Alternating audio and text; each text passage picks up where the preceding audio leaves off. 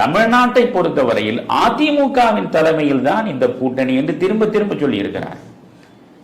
இது அதிமுக கூட்டணி தான், இது புரிகிறதா?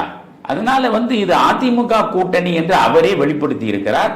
இதில் வெற்றி பெற்றால் முதலமைச்சர் எடப்பாடி தான் என்று ஐயத்திற்கு இடமில்லாமல் ஒரு தெளிவுபடுத்தி விட்டு டெல்லிக்கு போய்விட்டார். அதனால இனிமேல் இந்த பிஜேபி முகத்தை காட்டி நீங்கள் அச்சுறுத்தி கொண்டிருப்பதில் அர்த்தம் இல்லை. ஏனென்றால் 2026 தேர்தல் நடக்கிற பொழுது அதில் திமுக அகற்றப்பட்டால் அதிமுக ஆட்சிக்கு வருகிற நிலையில் அங்கே உட்கார போவது அதிமுகவின் எடப்பாடி தானே தவிர அங்கே பிஜேபி போய் உட்கார போவது இல்லை.